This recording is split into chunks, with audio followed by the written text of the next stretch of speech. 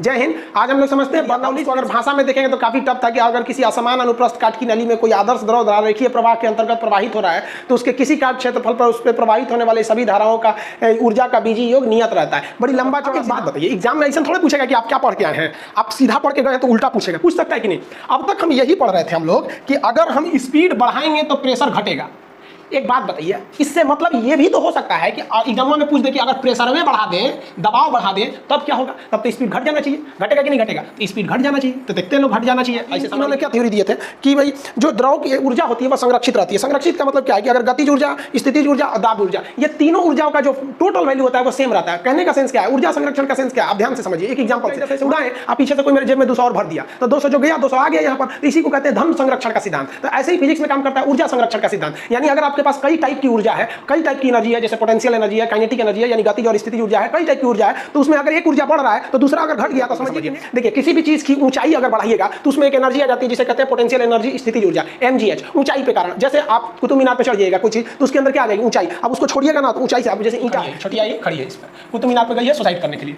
अब ये बताइए इसके पास कौन सी ऊर्जा है, स्थितिज ऊर्जा है। स्थितिज ऊर्जा कब ज्यादा रहती है, जब आपकी हाइट ज्यादा रहती है, mgh। जैसे ये कूदेगी तो इसका स्पीड बढ़ने लगेगा और जैसे जैसे नीचे आएगी इसकी स्पीड बढ़ेगा, क्योंकि ये नीचे क्यों आ रही है, पृथ्वी खींच रहा है। और जैसे जैसे पृथ्वी के करीब आएंगे तो और हचाक हचाक खींचेगा। इसलिए कोई भी चीज जब ज्यादा हाइट पर रहती है तो उसका स्पीड जैसे जैसे नीचे आती है ना उसका स्पीड बढ़ेगा। तो दोनों प्रकार की ऊर्जा यानी नेट ऊर्जा पे क्या प्रभाव पड़ा, नियत रह गया, एक घटा एक बढ़ गया। इसी को कहते हैं ऊर्जा संरक्षण का सिद्धांत। आइंस्टीन ने लगाया E = mc²। यही सिद्धांत पर आधारित है आपका बर्नौली का प्रमेय। यानी किसी नली में अगर कोई फ्लूइड बह रहा है, कोई भी द्रव बह रहा है, तो उसके पास तीन मुख्य तरह की ऊर्जा होती है, गतिज, स्थितिज और दाब ऊर्जा। इसमें से आप मान लीजिए गतिज को बढ़ाएंगे, यूज से पहले इसकी नॉर्मल थ्योरी को समझिए। बर्नौली ने क्या कहा, एक सिंपल सा थ्योरी दिया बर्नौली, और कुछ नहीं बोला। इसने कहा कि अगर किसी भी चीज की आप स्पीड को इंक्रीज करेंगे, अगर स्पीड बढ़ा रहे हैं तो उस पे उसके द्वारा लगाए जाने वाला प्रेशर घट जाएगा। किसी भी चीज का स्पीड बढ़ाएंगे तो उस पे लगने वाला दबाव घट जाएगा। धीमी घरेलू प्रैक्टिकल करके देखिए। देखिए इस कागज को अगर हम फूंकते हैं उड़ गया तो कौन बहादुरी है। लेकिन बर्नौली ने क्या बोला था कि आप किसी भी चीज का स्पीड बढ़ाइएगा तो उसका प्रेशर घट जाता है। अब जैसे ये कागज है,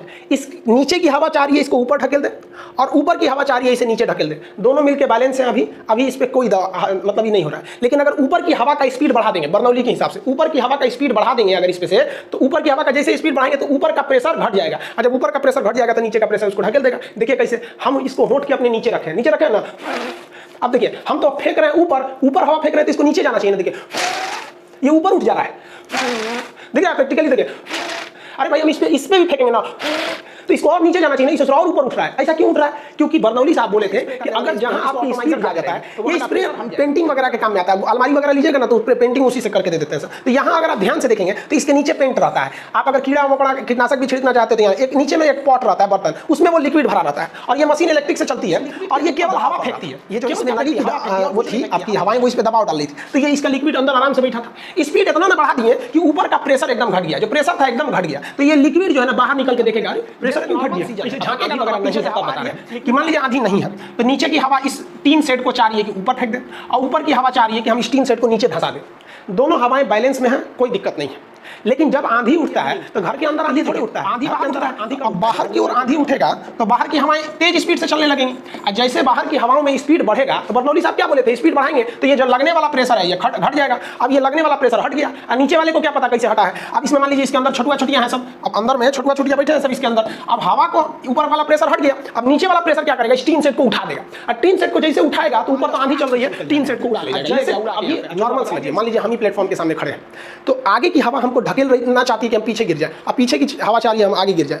लेकिन दोनों हवाएं बैलेंस है, इसलिए हम प्लेटफॉर्म पे शांति से खड़े रहते हैं। जैसे आगे से ट्रेन जाएगी सड़क से तेजी से ट्रेन जाएगी, तो बर्नौली साहब ने क्या बोला था, स्पीड बढ़ाइएगा ना तो प्रेशर घट जाएगा। तो जो हवा हमको इधर ढकेली थी उसका प्रेशर जो है घट गया, क्योंकि सामने से ट्रेन गई, स्पीड बढ़ गया तो ये प्रेशर घट गया। जैसे ये प्रेशर घटेगा तो पीछे वाली हवा हमको ढकेल देगी, जा कहाँ पर में है, समझ आ गया। एक और गलती करता है लोग, आप पढ़े होंगे ट्रेन पे लिखा होगा चलती ट्रेन पे पायदान पर न खड़े हो। मतलब देखिएगा ना नयका लड़का क्या करता है, ट्रेन के गेटवा पे खड़ा हो जाएगा सर, एकदम लगेगा अभिनंदन। बाहर की हवा का क्या है कि स्पीड ज्यादा है, प्रेशर कम है, ये प्रेशर कम होगा अंदर वाला फेंक देगा, जहाँ से गिर जाएंगे। तो अक्सर पेपर में सुनते होंगे कि दरवाजे पर लटका व्यक्ति गिर गया और हमेशा के लिए ऊपर उठ गया, ऐसा सुनते होंगे। बर्नौली का नियम है ये सब। बाइक आ गया है ना, पीछे वाला सीट एकदम ऊपर कर दिया, लड़का से क्या करेगा, अपने बैठ जाएगा और पीछे वाला लड़की बैठा लेगा और लेके जाएगा। ऐसा लगता है इसे लग रहा है बेचने ले जा रहा है, उसको एकदम ऊपर बैठा लेता है। आजकल की गजब मोटरसाइकिल आ गया है।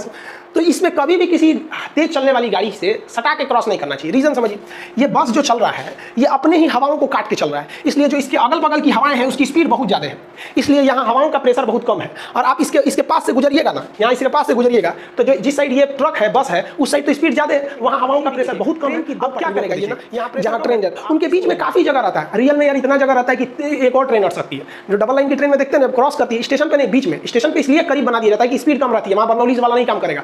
लेकिन अगर पुल को देखिएगा, दो पुल को दूर दूर बनाया जाता है, या फिर ट्रेन की दो लाइनों को बीच में आपकी एक ट्रेन जा सकती है, तो क्या रेलवे को उतना फालतू जमीन था, सटा के नहीं बना देता उसको, जान रहा था कि सटा के बना देंगे।